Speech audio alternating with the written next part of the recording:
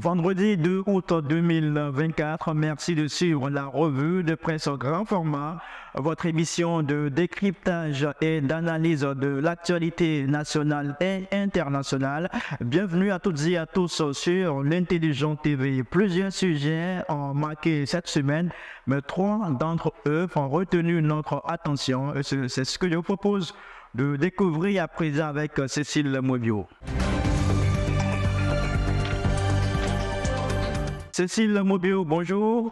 Bonjour Khalil. Alors Cécile, on a au sommaire de cette émission trois sujets. Oui, trois sujets, mais nous n'allons pas que rester ici en Côte d'Ivoire. Nous allons visiter un peu la sous-région.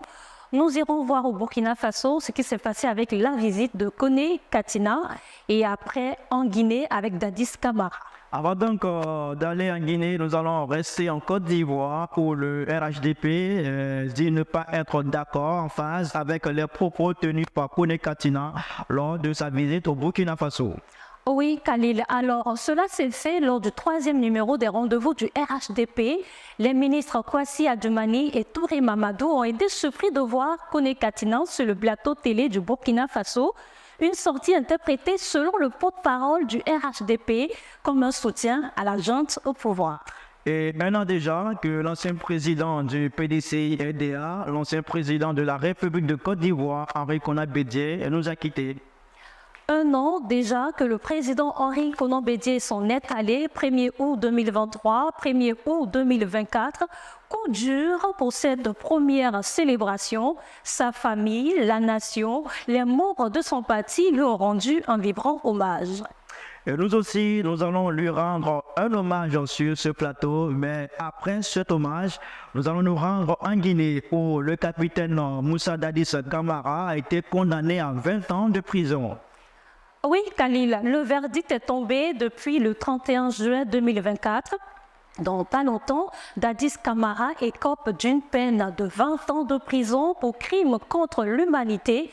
L'ancien président guinéen est accusé d'avoir ordonné et orchestré les massacres qui ont eu lieu dans le stade de Conakry le 28 septembre 2009. Et nous entendrons les avis de nos invités déjà installés en plateau sur ces différents sujets que Cécile Mobio vient de nous présenter. Cécile, merci et puis à la semaine prochaine. Merci Khalil, à la semaine prochaine, heure, même chaîne et peut-être pas tellement avec les mêmes invités, mais en tout cas, bienvenue aux invités. Merci beaucoup Cécile. On va se retrouver dans quelques secondes pour entrer de plein pied dans les discussions. Deux invités avec nous ce jour pour commenter toutes ces informations qui nous ont été livrées par Cécile Mobio. Beta Michel, directeur fondateur du journal Le Bélier. Beta Michel, bonjour. Bonjour Khalil et bonjour à l'Intelligent TV qui me fait l'honneur de m'inviter sur son plateau. Nous aussi, nous sommes honorés de vous voir parmi nous pour commenter l'actualité. Au même titre que M. Traoré Sidney Sidiki. Bonjour. Bonjour, M. Khalil. Vous êtes inspecteur, Oui, auditeur et diplômé en journalisme. effectivement. Merci aussi à vous d'avoir accepté de venir sur ce plateau pour commenter l'actualité pour nous. Alors, messieurs, nous allons commencer avec le premier sujet. Cécile l'a dit à l'entame de cette émission, le RHDP n'est pas d'accord avec Kone Katina pour ses propos tenus au Burkina Faso. En effet, prenant part la semaine dernière à une cérémonie de distinction, le président du Conseil stratégique et politique du PPACI a prononcé des mots élogieux et de soutien au capitaine Ibrahim Traoré, chef de l'État burkinabé. Il a dit ceci: nous souhaitons beaucoup de courage au capitaine Ibrahim Traoré, à Assimi Goïta, à Tiani du Niger. C'est important que de leur vivant, ils sachent que nous sommes avec eux. En réaction, le ministre d'État, Kobina Kwasi Adjoumani, porte-parole du RHDP, a fait savoir que Katina Kone doit rendre compte à l'État de Côte d'Ivoire de la mission qu'il est allé faire au Burkina Faso. Pour lui, il mérite d'être entendu par l'État de Côte d'Ivoire. Alors, Beta Michel, on commence avec vous. Déjà, comment vous réagissez à ces propos, à cette sortie du ministre d'État Adjoumani? Je vous vois en train de sourire. Et je souris, je suis un peu surpris quand même que le ministre Akimani veut ramener la Côte d'Ivoire à sa personne. Je suis désolé de le dire parce que, en fait, vous savez, l'histoire de ce monde-là nous montre que dans un conflit où les positions sont surtout très tranchées, il faut une autre voix qui sorte. Et cette voix-là ne doit pas venir d'ailleurs. Elle doit venir de part et d'autre des personnes qui sont dans une situation de tension. Et moi, je crois que la démarche de Katina s'inscrit dans cette logique-là. On l'a vu avec, je vais rappeler un peu les faits historiques qui démontrent quand même ce que Katina a fait. On l'a vu avec Richard Nixon, qui était républicain. Le rapprochement entre les États-Unis et la Chine. Pendant un moment, les États-Unis ont eu du mal à s'approcher de la Chine, mais il a fallu un démocrate.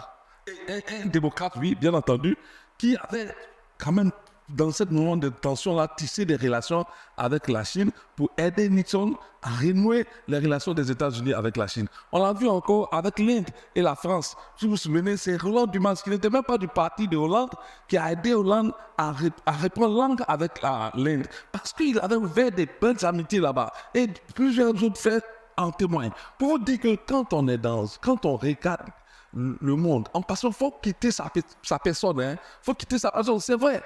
Katina peut aller parler, mais tu ne peux pas te mettre dans une télévision dans un pays pour dire tu es contre le président qui est là, ça se fait nulle part. Mais au moins, Katina nous donne la possibilité d'avoir une autre sort dans nos rapports avec le Burkina. On peut s'en servir pour aller plus loin.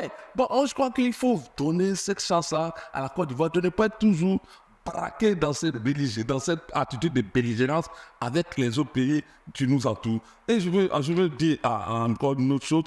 Vraiment, je crois qu'à Akimani, on l'attend ailleurs. Aujourd'hui, les denrées de première nécessité sont, entre les ministres de l'Agriculture, les denrées de première nécessité manquent sur nos marchés sont chers. Aujourd'hui, au niveau du RADP, des maisons ont été détruites et nous tous, nous en souffrons. Nous en souffrons pourquoi? Je vais finir là. Mais c'est pas ça le sujet, c'est pas ça le sujet. C'est pas le sujet. On parle de la réaction du porte-parole du gouvernement face à la sortie de Kabila. Si tu me permets, parce qu'en fait, les problèmes dont on souffre, on a mis un pouvoir qui est là pour nous aider à les gérer. Et ça, cette question diplomatique-là, la preuve en est, le pouvoir n'a pas réagi. Ce n'est que le RADP qui pense que la Côte d'Ivoire se limite à sa petite personne, parce que c'est un Le RADP a réagi en tant que parti. oui, mais c'est pourquoi il a dit ce n'est que le RADP. Parce que moi, à le pouvoir de réagir, on a vu plusieurs fois des personnes qui sont quittées ailleurs que le procureur a interpellé. Jusqu'ici, ça fait pas de temps. Parce que la Côte d'Ivoire a compris. La Côte d'Ivoire a compris qu'il faut quitter les clichés de penser qu'il y a un qui aime la Côte d'Ivoire et un autre qui n'aime pas. Tout le monde travaille pour le bien-être de ce pays. Et je pense que la thématique de Katina s'inscrit dans cette logique. Donc, pour résumer, la visite de Katina au Burkina Faso s'inscrit dans la dynamique d'assainir les relations entre la Côte d'Ivoire et le Burkina Faso. D'accord, vous avez bien compris. Qu'est-ce que vous en pensez? Non, mais je pense que c'est une sortie de route, encore une fois de plus, là, du PPACI. Ils sont à leur propre école, on le connaît. Je pense que M. Katina n'a pas été justement mandaté par qui que ce soit, notamment par la République de Côte d'Ivoire ou encore par le pouvoir en place, pour aller négocier quoi que ce soit au Burkina. On n'en a pas besoin. Alors, quand vous allez au Burkina Faso pour aller tenir les propos que vous avez tenus, pour moi d'abord, vous sortez de votre propre principe idéologique, parce que le président Gbagbo, que nous avons connu à l'époque, il est celui qui s'est battu pour l'avènement de la démocratie en Côte d'Ivoire. Et moi, j'ai été très malheureux de savoir aujourd'hui que dans ses rangs, il y a des gens qui donnent quitus à des jeunes de pouvoir. C'est choquant sur le plan idéologique. Deuxièmement, la Côte d'Ivoire présentement est dans des relations inamicales avec le Burkina Faso. Tout le monde le sait. Et les dernières déclarations du capitaine Traoré donnent justement le là de ces sorties de route-là. Mais on ne peut pas donc comprendre que toi, Katina, alors qu'il y a un pays qui est en face, mais pas des régimes, qui a maille à partir avec ton propre pays, tu sois celui-là qui aille adouber les responsables de ce pays-là. Ça nous pose un problème de loyauté par rapport à ton propre pays. Et à partir de cet instant, moi, je suis entièrement d'accord avec les responsables du RHDP qui ont dénoncé cette attitude-là. Maintenant, Et quand Djouani dit qu'il mérite d'être entendu, cela voudrait dire quoi? Selon vous, il doit passer devant le tribunal pour ces propos qu'il a tenus, c'est cela ou pas? bon, écoutez, il est qui aussi il est qui au sein du PPACI? Il est le président du comité stratégique et politique. Le conseil stratégique et politique. Mais alors, quelle stratégie ils sont allés mettre en place au Burkina? Il faut bien qu'on le sache. Quel conseil il allait donner politiquement aujourd'hui à la junte au pouvoir au Burkina? Il faut que nous le sachions. Et par rapport à cela, moi je suis d'accord pour qu'on entende qu'est-ce qu'il allait faire précisément au Burkina. C'est juste en fait, moi je crois, je dirais en fait, c'est une complot. Officiellement, il est allé représenter le président Laurent Gbagbo à une cérémonie de distinction au Burkina Faso. Oui. Alors, cette cérémonie-là, est-ce que cette cérémonie-là équivalait aux déclarations qu'il fait? C'est la grande question. Parce qu'on t'invite au Burkina, tu vas aussi donner ta caution, et au Niger, et au Mali. Ça veut dire qu'en fait... C'est mauvais de donner sa caution, d'exprimer son soutien à ces régimes en place. Idéologiquement, lui-même, il est en déphasage avec la propre idéologie. Moi, c'est ce qui me gêne dans l'affaire. C'est ce qui me gêne dans l'affaire. Idéologiquement, le PPACI n'a pas à adouber des partis, c'est trop dire, n'a pas à adouber des régimes putschistes. Ce n'est pas idéologiquement correct avec le PPACI. Non, mais c'est idéologiquement, Donc, c'est incorrect. Vous savez, cette notion d'idéologiquement correct là, Oui. ça nous dérange. Mais quand on voit notre Premier ministre avec le président du Gabon, qui est un putschiste, notre Premier ministre en train d'échanger avec lui à certains moments, je crois qu'il faut éviter de vouloir cataloguer les gens. On voit même le président français en train d'échanger avec le président gabonais, qui soi-disant en passant est putschiste également. Tu vois, aujourd'hui, nous sommes dans une relation. Sauf que vous avez parlé de rapprochement entre le président gabonais, le général en place actuellement, et le premier ministre ivoirien. Sauf que les deux États ne sont pas en conflit, ils n'ont pas de relation inamicale. On a parlé d'idéologie. Non, parce que tu m'as dit tout à l'heure quand je parlais des problèmes de la Côte d'Ivoire. Oui. Les questions, Mais c'est à partir de des réponses que j'ai relancées. Il n'y a pas de relance. c'est pas ça la question. La question, c'est l'idéologie. Oui. Voilà, donc restons en idéologie. Il a parlé d'idéologie incorrecte. J'ai dit, je peux être d'accord quand cette idéologie incorrecte-là est prônée partout. On le voit en France que le président français échange avec le président gabonais qui est idéologiquement incorrect, comme il veut le faire comprendre. Moi, je ne veux pas rentrer dans ce débat. Je ne veux même pas rentrer dans cette logique. Vous savez, aujourd'hui, on est à un tournant des relations internationales. C'est qu'on ne comprend pas. Aujourd'hui, lorsqu'il y a eu la dernière tuerie au Mali, qu'est-ce qui a été dit? Qu'est-ce qui n'a pas été sorti? Il y a des... Bon, je ne sais pas si on peut... Ça reste à vérifier, mais il y a des propos qui sont sortis selon lesquels... Des commentaires sont sortis selon lesquels lequel était impliqué dans la tuerie des militaires en Mali. Ça faut dire qu'aujourd'hui, le monde est rentré dans une phase où on a tout qui t'arrange. Avec qui tu veux t'approcher. C'est à quoi il n'y a même plus de valeur idéologique que quelqu'un veut prôner pour donner mauvaise conscience à l'autre. Il faut arrêter de vouloir donner mauvaise conscience à ceux qui pensent qu'aujourd'hui, ils ne sont pas en état de s'intégrer certaines personnes. Il faut arrêter ça. Alors, M. Bédard, restons toujours dans cette idéologie dont parle M. Traoré Siliki. Oui, c'est une idéologie, je dis... On a entendu Laurent Gbagbo un moment dans ce pays qui dit ou qui a dit qu'on ne devrait pas permettre à un budget de diriger un pays. Et là, on voit ce même parti politique, un membre de ce parti aller, on va dire, adouber, applaudir, rendre hommage à des putschistes. Alors, comment vous nous expliquez cela? Est-ce qu'il n'y a pas une forme d'incohérence dans cette débat? Je vais expliquer simplement, comme tu veux le débat. Quand je vois à un certain moment, le RDR d'Alassane Ouattara n'a adouber une rébellion comme celle de Soro Guillaume son temps, on va se poser la même question. Pourquoi? Mais moi, je veux dire, pourquoi je ne suis pas à ce niveau-là? Parce que les hommes politiques nous ont montré par leur démarche que l'incorrect, c'est dans leur tête seulement, selon ce qu'ils veulent. Et aujourd'hui, nous sommes à une phase de nos rapports, je dis au plan national et international, qui nous donne à réfléchir à chacun. Que chacun se fasse une opinion de ce qui peut être correct dans notre avancée politique. On peut dire aujourd'hui que Laurent Gbagbo a condamné le coup d'État, mais il le condamne toujours. Mais aujourd'hui, il a condamné le coup d'État. Non, mais... Il a toujours condamné le coup d'État. Est-ce qu'il a changé?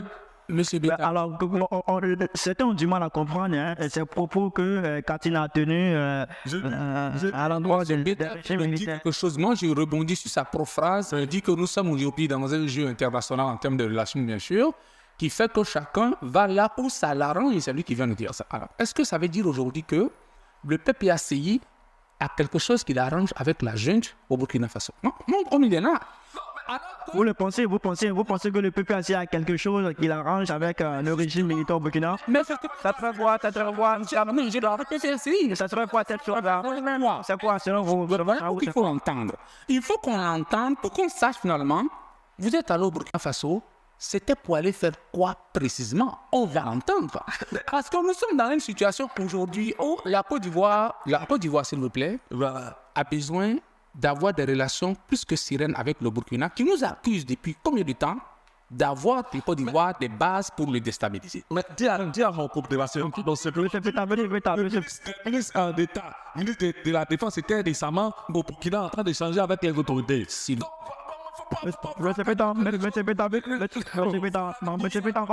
Lié à quelque chose de très ponctuel, présentement justement au niveau de la frontière, vous le savez. Donc, nous, on sait à tous les rencontres de la Côte d'Ivoire et le Burkina. Mais attends, Monsieur Beta, on va aller Monsieur Beta, s'il vous plaît.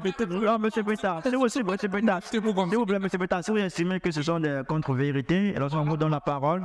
Vous apportez la contradiction qu'il faut. mais voilà, je dis encore une fois de plus que la présence en fait de Katina au Burkina, avec la déclaration qu'il a eu à faire, il faut qu'on sache précisément ce qu'il était allé faire vraiment au Burkina. C'est juste en fait un comportement administratif. Lui demander, mais finalement, vous êtes allé faire quoi au Burkina? Parce que... Alors, M. Traoré, est-ce que vous êtes de ceux qui estiment que cette visite de Katina au Burkina comme un appui, un renfort, un apport au régime militaire au Burkina dans le but de déstabiliser le régime en place? Il a dit qu'il est solidaire. Je précise, hein, il est solidaire de tous ces putschistes-là. C'est ce qu'il a clairement dit. Pour vous, ça signifie? Je trouve que avec le Burkina, la Côte d'Ivoire a aujourd'hui des relations plus ou moins difficiles. Non, il est normal que des gens s'interrogent finalement, mais qu'est-ce que vous êtes allé mettre en place? Est-ce que vous êtes le président du conseil stratégique? Est-ce que vous êtes le référent stratégique sur la c'est ça?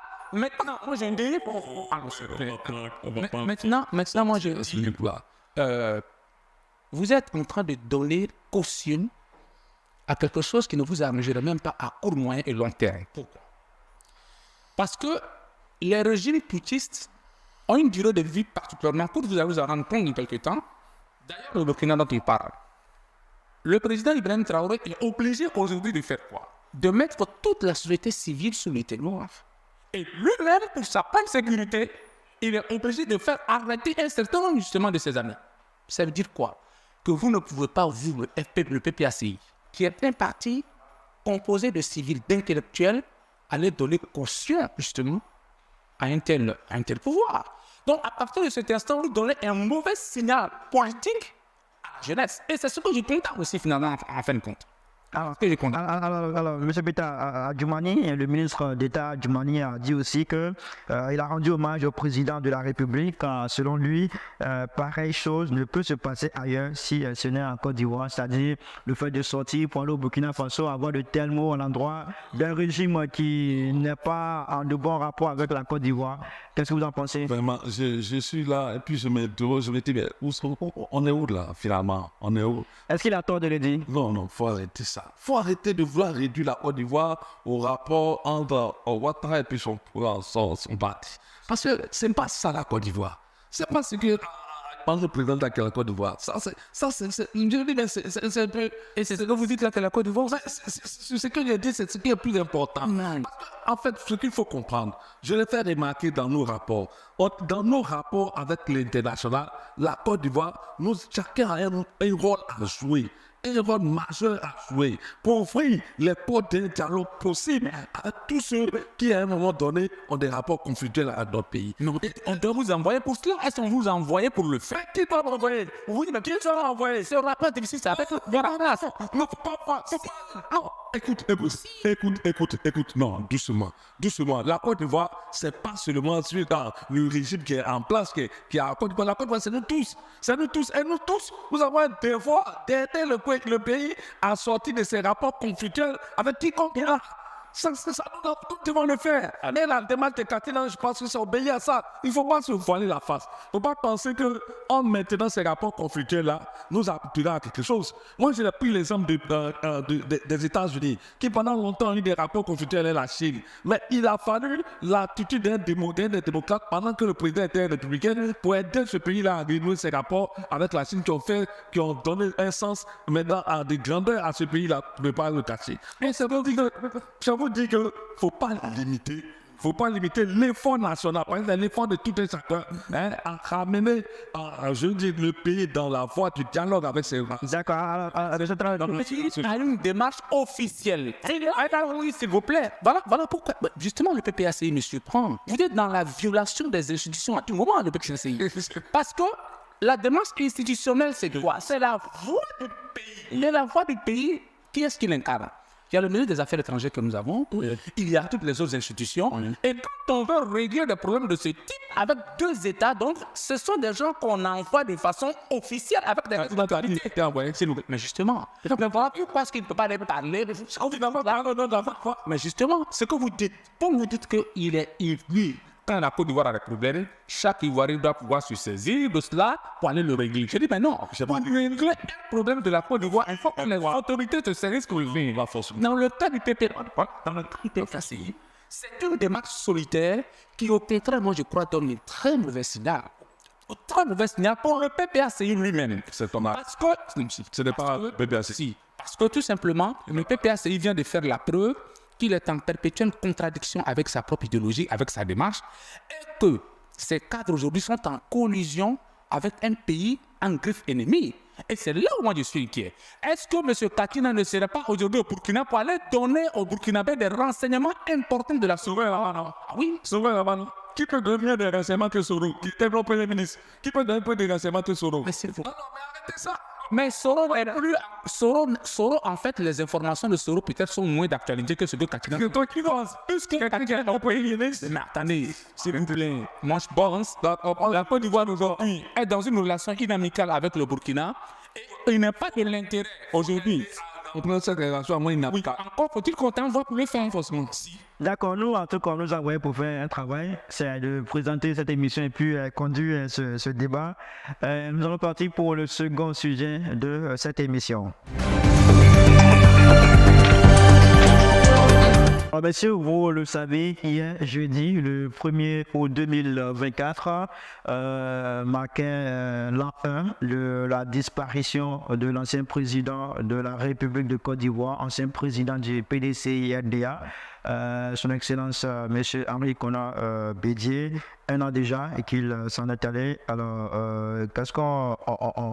M. Bita, qu'est-ce qui vous vient en tête en termes de souvenirs tout de suite quand on parle de Bédié? Moi, vous me donnez encore une occasion par votre antenne de présenter nos sincères condoléances à la famille biologique de notre président Henri Konan Bédié, de présenter aussi ses condoléances à tout le PDCI et à toute la Côte d'Ivoire pour avoir perdu un si grand homme. Quand on parle de Bédié, moi, la première chose que je retiens, c'est l'homme qui a traversé les âges. Il a traversé les générations. Pour être aujourd'hui dans l'esprit de ceux qui sont nés avant les indépendances, dans l'esprit de ceux qui sont nés après les indépendances, et il restera dans l'esprit de ceux qui viendront après nous. Parce que l'histoire de Bédié se confond presque avec toute la Côte d'Ivoire. Bédié, vous avez vu un peu quand il s'agissait de lui rendre hommage, les gens sont venus du nord, du sud, de l'ouest, de l'est, et chacun avait un mot dans ses rapports particuliers avec cette personnalité. C'est vous dire qu'au-delà de la Côte d'Ivoire, c'est l'homme qui a le mieux incarné cette unité après Houphouët-Boigny. Vous pensez que Bédié est l'homme qui a le mieux incarné cette unité après Houphouët-Boigny? C'est la chute de ses propos? Oui, en tant que chef de l'État, moi j'ai un profond respect pour le président Bédié, parce qu'il a servi à une si haute fonction. C'est-à-dire, il a fait, c'est vrai qu'il y a un coup d'État qui le fait partir donc, du pouvoir en 1999, mais en tant que chef du parti du PDCI, je pense qu'il a fait beaucoup de tort à son parti. Beaucoup de tort parce que c'est sous lui que le PDCI a été plus que jamais fragilisé, parce que c'est sous lui que tous les autres partis aujourd'hui qui sont justement en train de composer le RHDP, c'est sous Bédié que tous ces partis ont quitté le PDCI. Ça veut dire qu'en tant que manager de ce parti-là, Bédié n'a pas été un grand manager. Et mieux, lorsque l'alliance qu'il a avec le RDR, parce qu'ils étaient tous dans le RHDP, lorsqu'il quitte le RHDP, il laisse de grands militants, ce qu'on appelle les grands barons du PDCI, qui sont restés au RHDP. Et lui, il s'est retiré. Donc, le PDCI a perdu énormément de cadres importants dans la région de par sa faute de management. Alors, quand on cite les messieurs tels que Adjumani, on cite des messieurs comme Patrick Kachi, on cite des messieurs comme Awandoli, etc., pour ne citer que ceux-là, mais ce sont eux aujourd'hui qui sont les fortes têtes dans leur région. Mais ils partent en fait du PDCI. Pourquoi? Mais parce que le président Bédié à l'époque n'a pas été suffisamment un bon manager pour pouvoir garder à la maison ces enfants-là. Et donc je pense qu'en termes de management, pour le parti du PDCI, il a été un problème. Il a laissé un PDCI dans les difficultés. Aujourd'hui, bon, ils sont en train de patauger. Là, on verra bien ce qu'ils vont produire. Et donc, en attendant, nous, vraiment son héritage, en tant que chef de l'État, je vous l'ai dit, c'est un monsieur pour qui j'ai beaucoup de respect. Parce qu'après tout, de 93 jusqu'en 99, la Côte d'Ivoire a connu quand même assez de soubresauts politiques, certes, mais bon, on n'a pas été agressé par des pays extérieurs pour ça. Pour ça, il faut lui dire aussi merci. D'accord. Mesdames, Michel, vous avez entendu ce propos. Il y a un pan de son discours qui a retenu notre attention, sur lequel, on va dire le pan, sur lequel on souhaiterait que vous puissiez réagir lorsqu'il dit que Bédié n'a pas été un bon manager. Vous savez, pour ceux qui ont voulu voir le PDCI disparaître, c'est tout à fait normal qu'ils pensent que Bédié n'a pas été un bon manager. Parce que la question du RHDP, c'était quoi? Le président Ouattara qui fonde un parti et il veut que tout le monde disparaisse au sein de ce parti-là pour se donner l'image que vous a eu en fondant le PDCI. Parce que n'oubliez pas, le PDCI a été fondé par plusieurs partis politiques qui sont fondus au sein du PDCI. Donc, en fait, cette volonté de vouloir incarner coûte que coûte alors qu'il n'est pas le meilleur, vous parlez de qui? De Ouattara. Volonté de vouloir incarner fouet alors que vraiment c'est loin d'être fouet. Afin qu'il voulait voir forcément le PDCI disparaître. Mais c'est ça, Bédié ne l'a pas permis. Donc c'est normal que ceux qui pensent que Bédié n'a pas permis au PDCI de mourir d'un RDP, qui, je suis certain, ne fera pas long feu. Moi, je suis certain. Il a parlé de certains cadres importants du PDCI, Aoussou Jano, Adjumani, qui sont quand même des ponches de PDCI qui se retrouvent dans le RHDP. Genre où le député et porte-parole du PDCI est originaire, c'est de chez Adjumani. C'est un pont du PDCI, donc. Oui. Et c'est un pont du RHDP aujourd'hui qui a quitté le PDCI.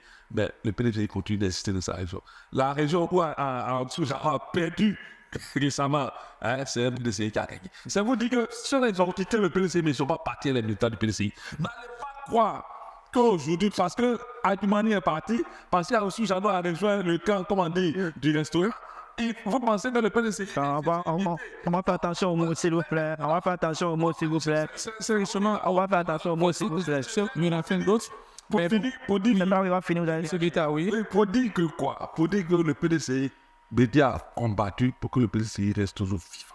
Et ça, nous devons lui rendre hommage. D'accord, monsieur, on va parler de ce du PDCI, les autres partis qui ont expliqué le RHDP a disparu. Alors, monsieur, on va parler de l'héritage de Bédié. Bédié a laissé un parti que le PDCI RDA.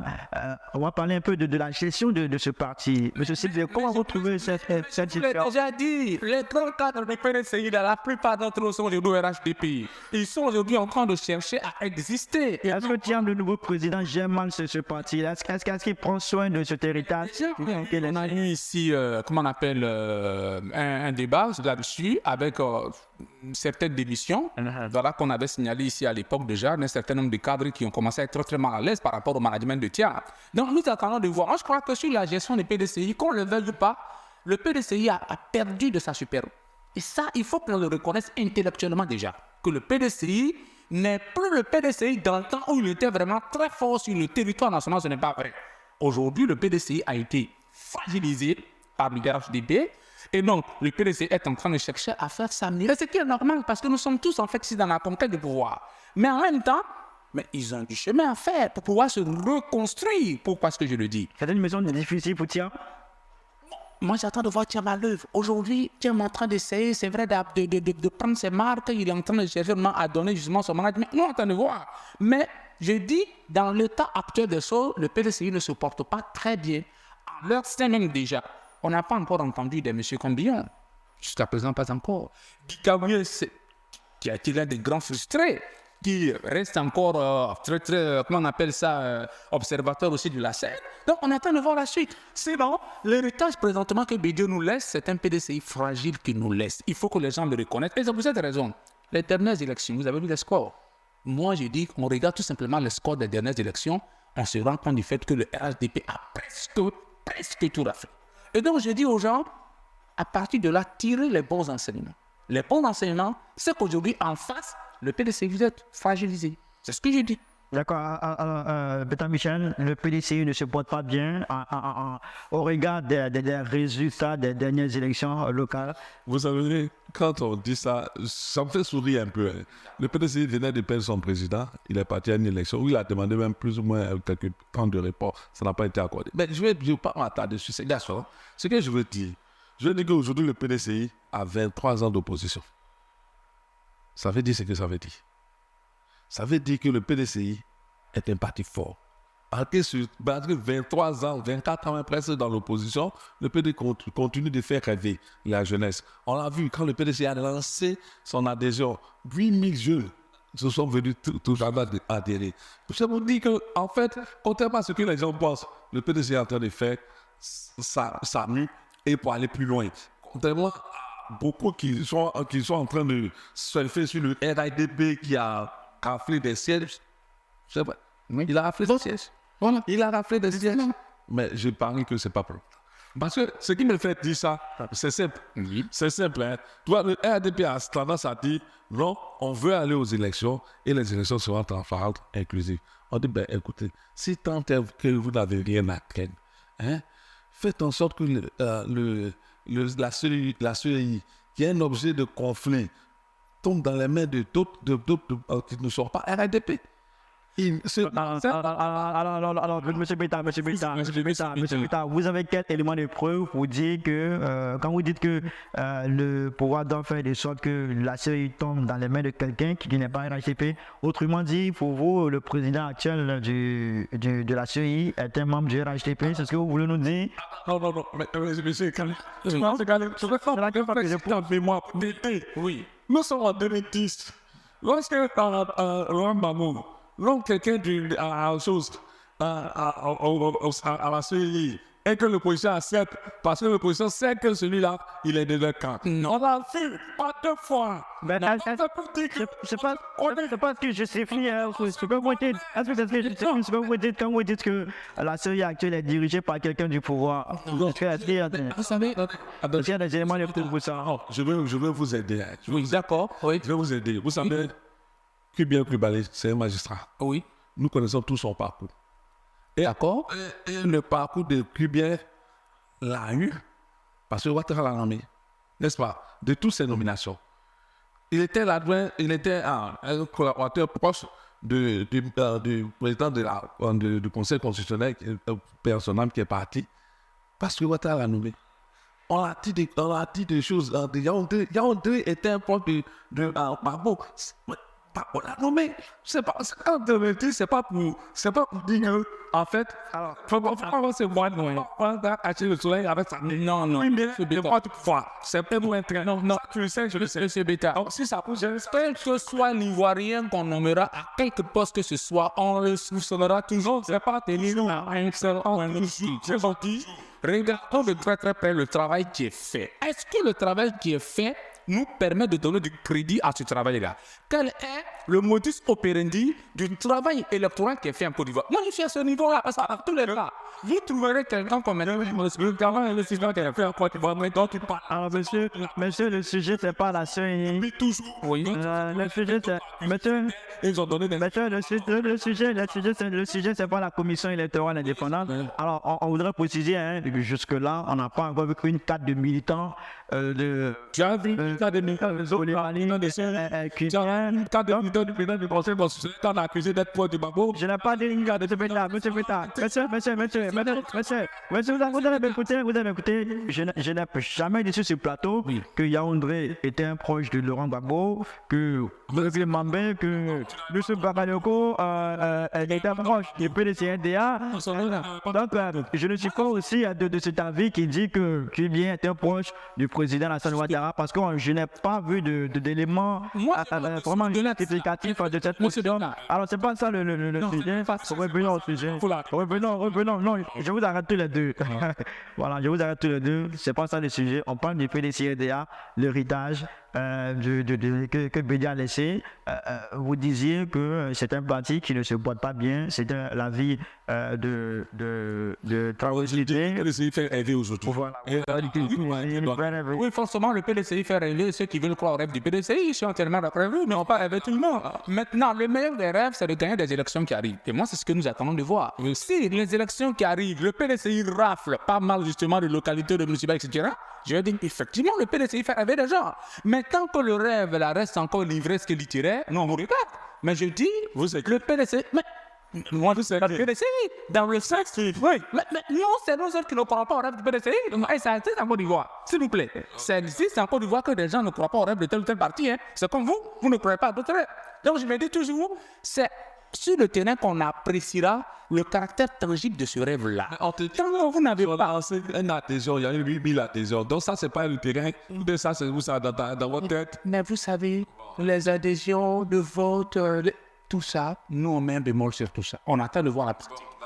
Maintenant, les adhésions ailleurs, vous n'avez pas fait non plus le bilan. Qu'est-ce que vous avez fait? Normal, c'est vrai, ne pas faire. Mais voilà. D'accord, c'est bien noté. Il reste un sujet pour cette émission. Et là, on va prendre la direction de la Guinée-Conakry, pour l'ancien président, l'ancien chef de la junte en Guinée, le capitaine Moussa Dadis Camara, a été condamné à 20 ans de prison pour crime contre l'humanité, pour sa responsabilité dans le massacre du 28 septembre 2009 en Guinée, à l'issue d'un procès qui a duré près de 2 ans. Au moins 156 personnes avaient été tuées et des centaines d'autres blessées dans la répression d'un rassemblement de l'opposition dans un stade de Conakry, selon le rapport d'une commission mandatée par l'ONU. Au moins 109 femmes avaient été par ailleurs violées. Alors, quel enseignement peut-on tirer de cette condamnation, Sidney? Je pense que c'est la peine même est moins lourde, à mon avis. La peine est moins lourde. On aurait dû faire quelque chose, je pense, de plus... La perpétuité? Peut-être même. Pourquoi je le dis? Le Dadis Camara, il est en train de donner justement la preuve que les militaires au pouvoir, ce n'est pas ce qui est souhaitable pour le peuple. La brutalité avec laquelle les gens ont agi, justement, lors justement de ces massacres-là, montre que quand les militaires prennent le pouvoir, et l'histoire de l'humanité l'a retenu ici, les droits des civils ne sont pas toujours garantis. Et vous allez même voir que ce procès a autant duré, 22 mois, parce que les associations des droits de l'homme ont voulu qu'il soit condamné sous le chef de crimes contre l'humanité. C'est pour dire que les jeunes au pouvoir, que certains semblent aimer, apprécier, applaudir, ne sont pas toujours les bienvenus. Et donc, cette condamnation-là, qui pour moi est correcte, mais on aurait dû aller beaucoup plus loin que cela, doit sonner le glas, à mon avis, de toutes les tentatives de velléité de la prise de pouvoir par des militaires ou encore par des armes. C'est ce qu'il peut dire dans un premier temps. Alors, M. Vita, vous pensez que cette condamnation aurait pu être plus lourde, on aurait pu aller au-delà des 20 ans? Non, moi, personnellement, je dis que ça interpelle un peu tous les pouvoirs africains. Parce que d'aucuns ont tendance à penser que quand on est au pouvoir, on peut tout se permettre. Manipuler la Constitution, se maintenir au pouvoir par tous les moyens. au dépit, au mépris. Je pense que vous n'allez pas arriver en Côte d'Ivoire hein, pour ce sujet. Ça vient. Mais je vais dire quoi? Je vais dire, on a vu en 2020, il y a eu des morts encore. Il y a eu des morts encore pour des élections parce que vous avez mis le COT en place. Alors, monsieur, ne nous ramenez pas à Côte d'Ivoire, nous sommes en Guinée. Non, mais c'est pour dire que quand quelque chose est immédiat, quand des crimes se répètent pour le pouvoir, il faut attirer l'attention de ceux qui ont le pouvoir. Donc, pour vous, ça doit être un enseignement pour tous les dirigeants africains. Aujourd'hui, qui sont au pouvoir, par différents moyens, en manipulant les constitutions, en manipulant le peuple, en tentant de manipuler le peuple, parce que le peuple n'est pas neutre. Mais c'est pour vous dire que nous ne devons pas la mesure. Le pouvoir, c'est le peuple qui le donne. Et à un moment donné, il faut savoir partir. Il faut savoir léguer ça à d'autres personnes. Aujourd'hui, dans 20 ans, est-ce qu'il aurait pensé? Est-ce que lui-même, il pourrait penser à cela? Mais c'est arrivé aujourd'hui. Que cela nous enseigne. Que cela nous montre que l'humilité au pouvoir, la question du pouvoir, ce n'est pas pour massacrer le peuple, c'est pour diriger le peuple. Et il faut que les gens apprennent à diriger le peuple et non à le massacrer. Alors, vous voyez par exemple là de tel. Moi, je pense que les comparaisons de ce type ne peuvent même pas le faire. Même les chefs d'État en France, l'affaire Sarkozy, ça continue de courir dans la justice là. On le sait. Donald Trump, il n'y a pas longtemps aux États-Unis. Mais eux, c'est des civils en fait. Alors que la justice même peut poursuivre la presse civile quand ta gestion n'a pas été des plus correcte, etc. Mais on n'est pas dans le schéma du massacre comme on l'a vu avec les militaires. Et moi, je crois qu'il faut faire le distinguo entre les deux.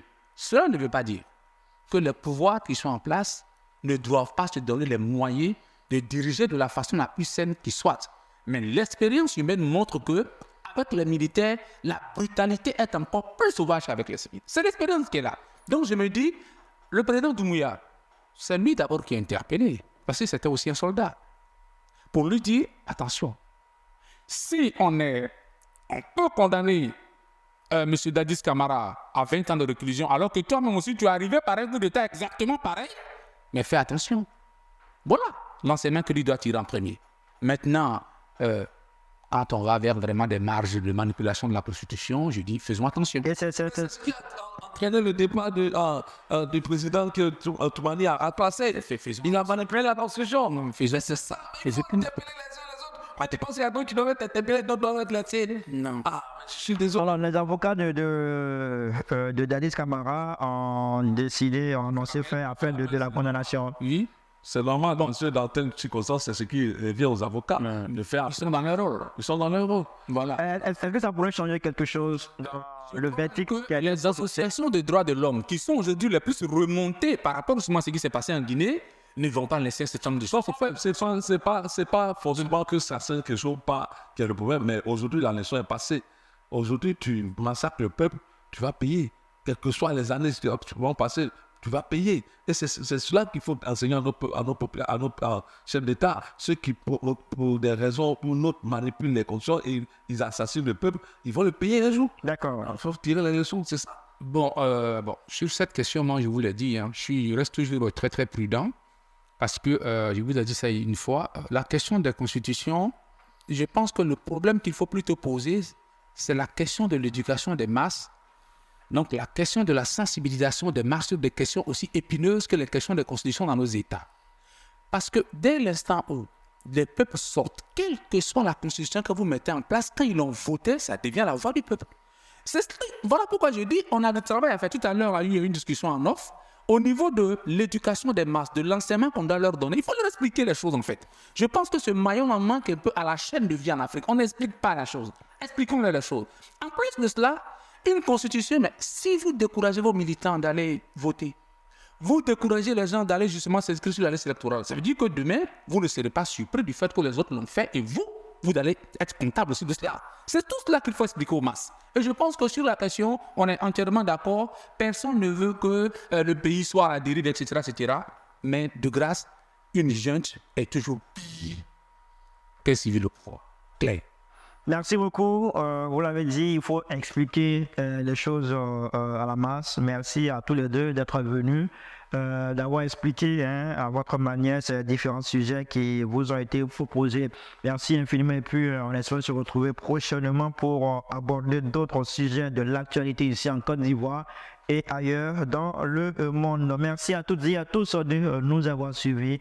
Très bon week-end sur les antennes de l'Intelligent TV. Le week-end s'annonce déjà. Au revoir. Merci.